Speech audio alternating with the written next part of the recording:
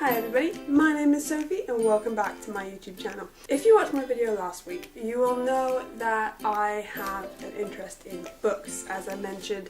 Then I really want to start doing booktube and I would show you my bookshelf, but I'm kind of redoing it at the moment. Today, I'm going to do my top 10 greatest books. This is in no order at all, I just picked my 10 favourite books that are currently on my shelf. Number 1, We Were Liars by Emily Lockhart. Now, this book was great. I loved it. It was, the back, the little blurb, doesn't really tell you much about what the story entails, but I had heard a lot of great things about it. It tells the story of a girl called Candace Sinclair, and she is a kind of average teenager. She goes on holiday and spends a lot of time with her grandparents in this little island that they all live on. And it's really interesting. The way that it's written is quite unique. It's written kind of, I don't know if you can see, it's written kind of in like prose, kind of like a poem, which makes it, it was really quick read. I really enjoyed it. So it's like here, it's written in prose. And for me, that was great. It was a really new way to read books. I found it really intriguing, and it was a really nice book to read. And not going to spoil it for you. This video is not going to have any spoilers. But the ending, any of you who have read this book, leave a note down in the comments what you thought of the ending. I loved it. Book number 2, 13 Reasons Why by J. Asher.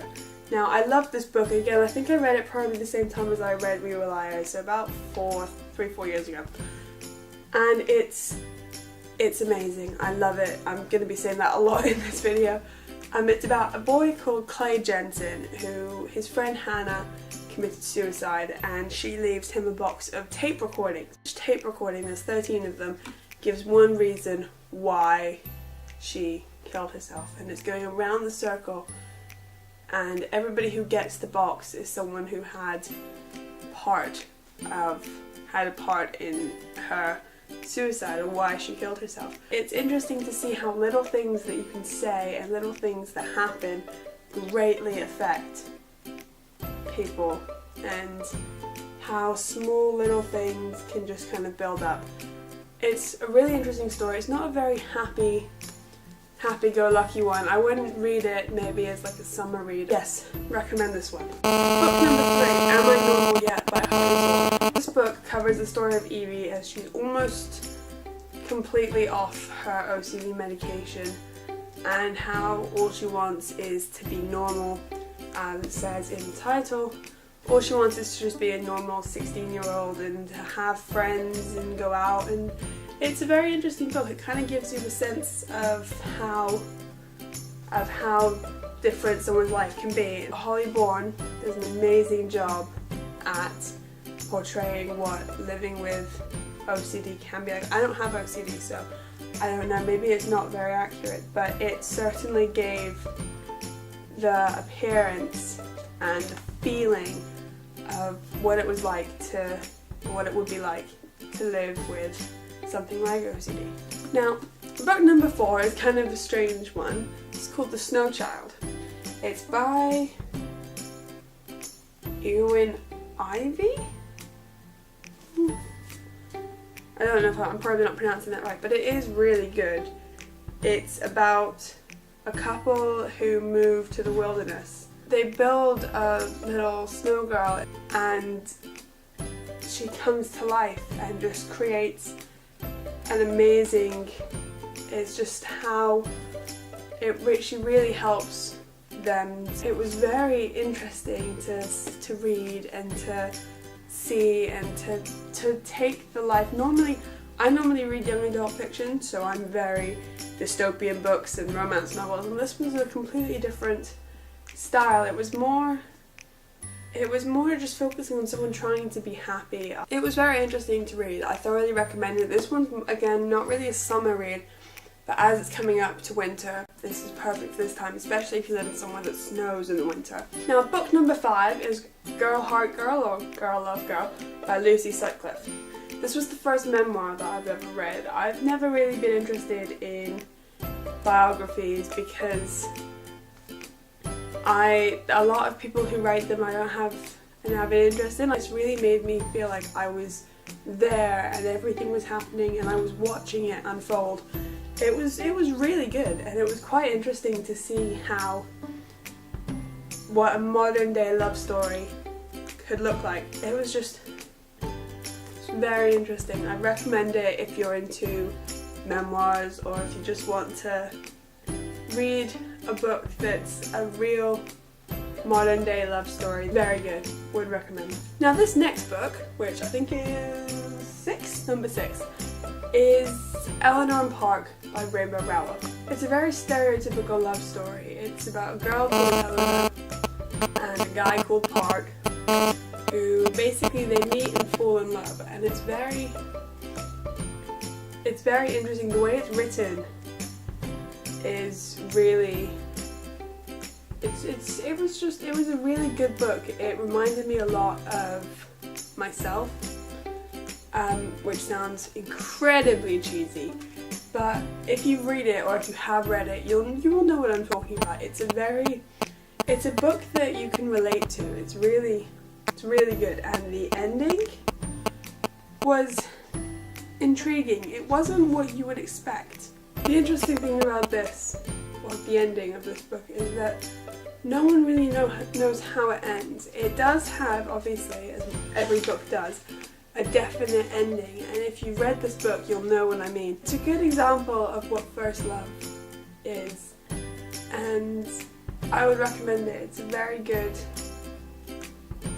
book. Book number 7 is Unspeakable by Abby Rushton.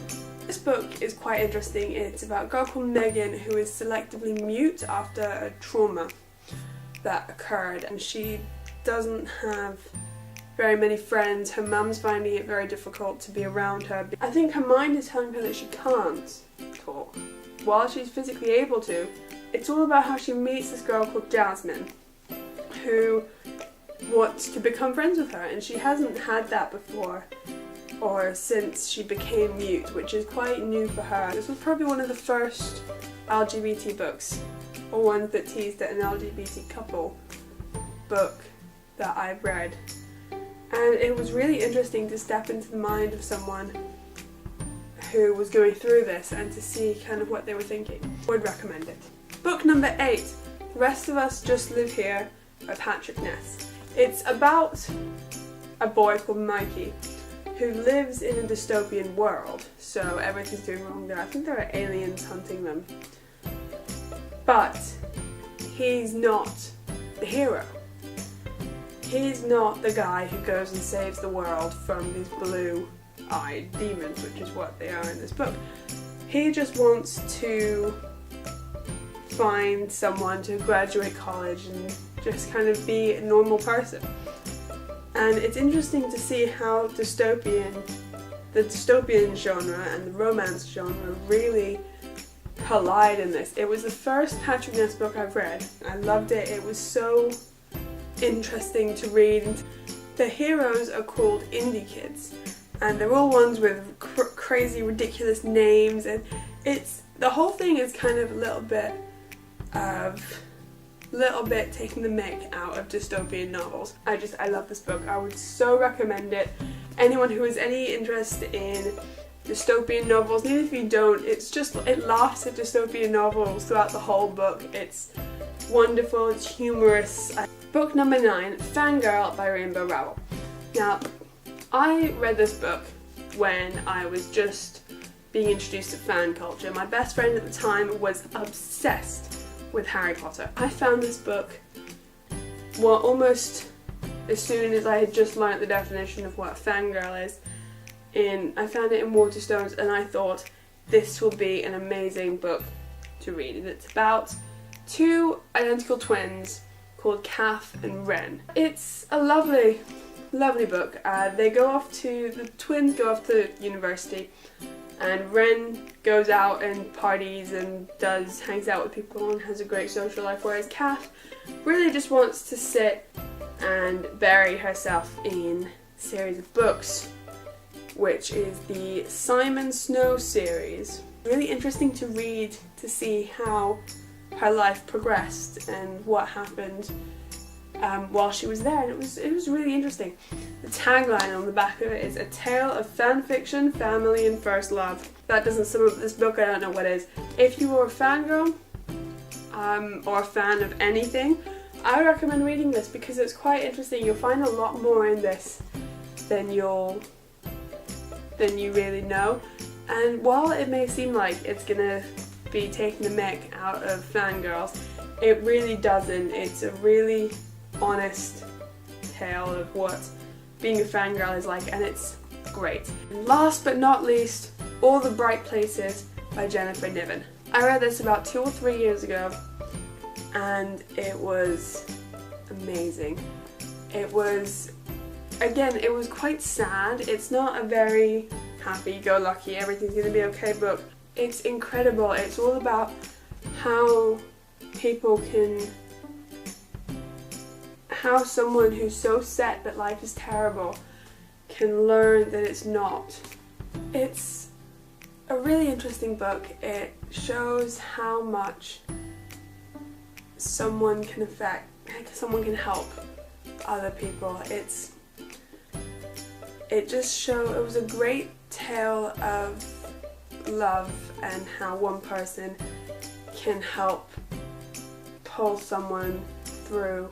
I did love this book. It was so touching, it was so well written. I really felt like I was part of the characters' lives, and it was just incredible. I can't really say much more without spoiling it, but I would recommend reading this. Jennifer Niven, amazing book. Right, so top 10 greatest books of all time for me, right here. I hope you enjoyed watching this video. If you have read any of these books and have your opinion, put it down in the comments below so I can read it and have a look. If you haven't read these but would like to, they are all available pretty much anywhere. I bought most of these from Waterstones, so I'm sure if you live in the US, Barnes & Noble will have them. If not, there's always Amazon. If you like this video, give it a big thumbs up. Comment down below if you've read them or you would like to read them. I make videos every 2 weeks and I upload on a Sunday, so subscribe if you want to see more. Thanks for watching, and I'll see you in the next video. Bye!